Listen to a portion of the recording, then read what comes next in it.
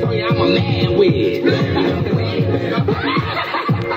I'll let the kid. I'll get in my car and I'll pop my shit. This ain't no B2K, this ain't no little pistol. There ain't no coming back, motherfucker. There ain't no coming back. I had several friendships and my strings attached. There ain't no coming back. Speak ill on my name and trust I will attack. There ain't no coming back. I still got it in me, I fall on my back. Then I come to the big house, cause you me my trap, cause there ain't no coming back. You see, there ain't no coming back.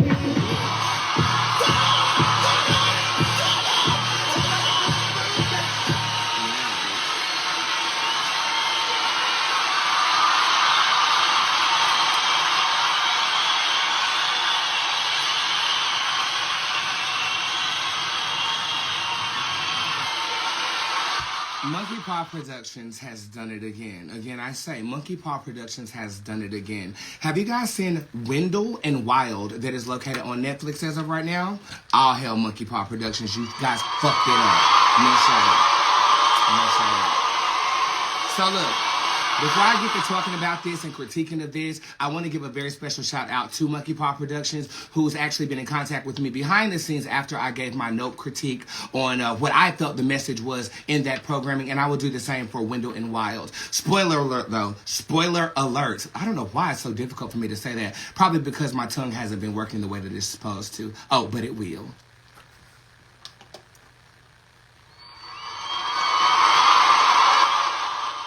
Okay, that was awkward, but this critique will not be. Wendell and Wild is a show that is produced in claymation. Okay, so if you guys like The Nightmare Before Christmas or Coraline, both of those are like really, really favorite movies of mine, then you absolutely love this. This is like Coraline multiplied by the Proud Family. It is done so well.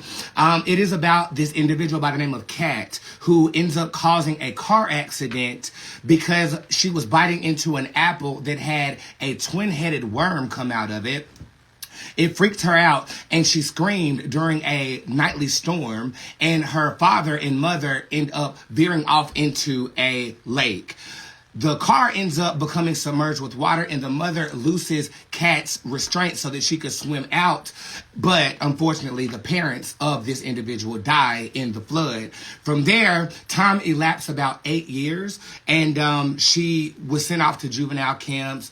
She became a bit of a delinquent, if you will, and she gets asked to come back to a juvenile facility that is going to raise her up. Now, this is where things get a bit abstract or whatever. It's a nunnery, or it's run by a nun, and excuse me, is run by a nun, and basically what ends up happening is that she becomes what is known to be a hell maiden.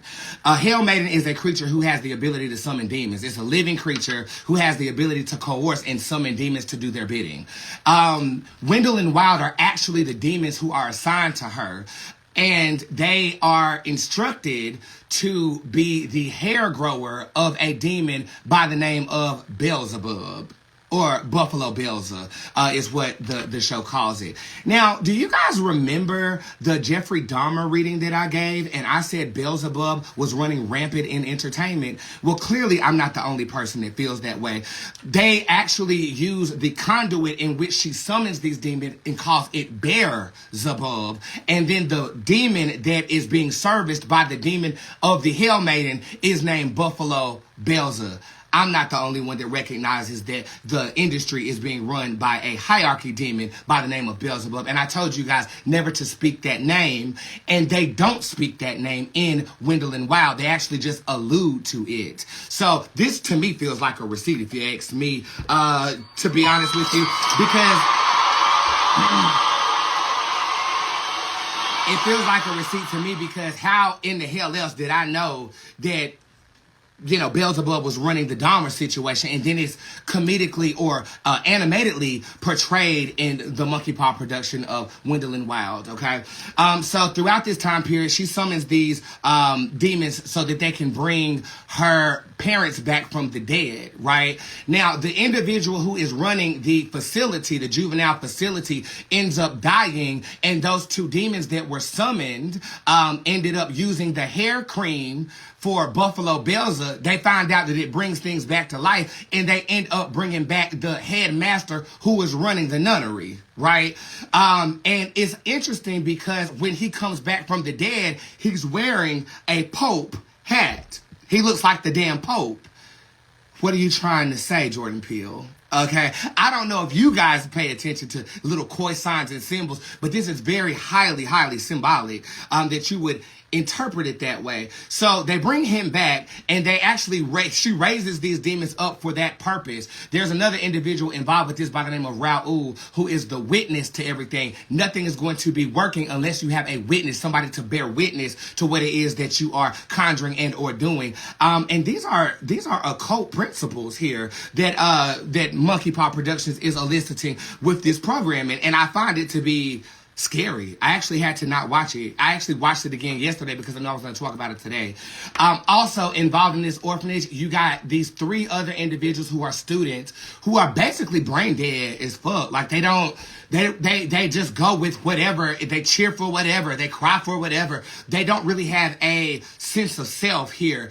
There was another individual involved with this who was also a Hell Maiden, but we don't really find out that she was an ex-Hell Maiden until Kat starts raising the goddamn dead. And she was trying to guide Kat, knowing that she was a Hell Maiden, to not repeat a cycle.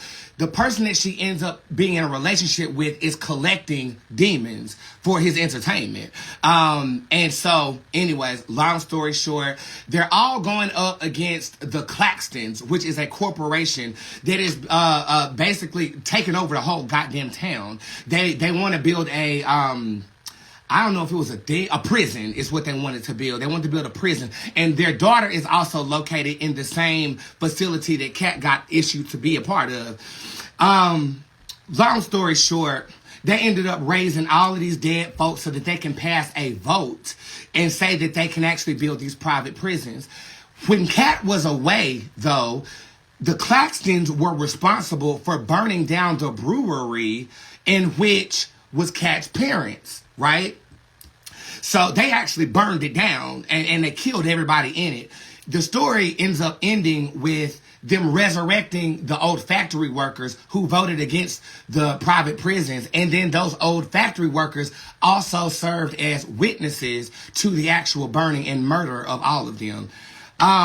There was so much symbolism in this motherfucking shit, I can't even begin to start talking about exactly what the hell, it is. From the eyeball on the speaker that was given to Kat from her father, which represents the great eye of Ra, or you see this same eyeball symbolism on the top of pyramids that is located on your money. It's talking about a shadow force orchestrating everything. To actually calling Buffalo Beelzebub, to the Beelzebub being used to actually summon the demons. It's a lot, okay? It's a whole lot to digest and to process. But one thing holds for true. I'm not the only one that's conscious of demons manipulating propaganda. And I think that Monkey Paw Productions is very, very good at coyly presenting to our subconscious mind what we already knew. See, the villain in this was not the demons. It was corporations. Hey, y'all don't hear me though. Okay, y'all don't hear me though. At the end, Buffalo Belzer ends up coming from hell to earth, trying to get his hair-growing demons back.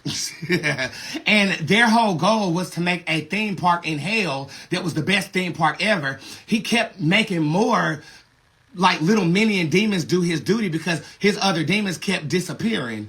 Well, they weren't disappearing. They were being held captive by a collector of demons that was dating the old Hell Maiden, who was the nun, guiding Kat out of the bullshit. Oh, Lord, Faith. Because she has nothing else going on. And while she's sitting around, running around, talking about my husband and the father of my children, and she spends her weekends peddling through sperm banks, looking through catalogs to try... It was just so interesting, the juxtaposition of it. So, like, even you end up developing empathy for demonic forces because they were at the whim of this shadow force of a corporation, similar to what Kat was under the influence of. And all they really wanted is to bring back a brewery, which, if you think about it, is not stereotypically right because the whole town was built on alcohol. I mean, it's so perplexing. You have to watch it about a good 2 or 3 times to fully understand or digest what is being trying to portray. The biggest thing I got from it was that our demons lie in corporate finances. Our demons lie in capitalism. It lies in people who are willing to do whatever, including raising the dead to make money. And it doesn't matter what the demons' ambitions were. It doesn't matter what Cat's ambitions were. They didn't care. They just cared that their prisons would be built, and so that they can continue to make money off of the backs of their prisoners. And it's so interesting. One of the biggest dichotomies that I saw was the fact that the daughter of these people trying to build these prisons was so blind to the fact that the prison conditions that they were eliciting as therapeutic, as rejuvenating, weren't that at all. They were just used to put bodies in a prison so they can keep making money and playing golf. And they were actually responsible for killing the Pope of the school, who ended up coming back, cracked out as hell, wearing a Pope hat. I just think that what Jordan Peele is trying to portray is something that we all already know, but we've forgotten. Okay? There's a force behind all corporate structure and all financial structure that Jordan Peele has called Beelzebub and Buffalo Belza. What I've called is Beelzebub since watching the Jeffrey Dahmer thing.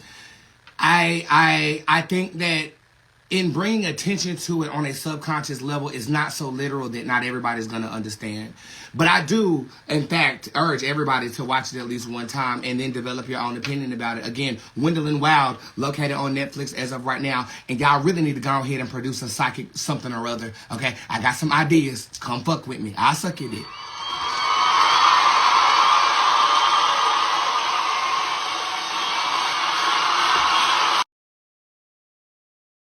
I love that perspective. And the fact that the worm had 2 heads could represent the duality of one living vessel, both good and evil. I love that.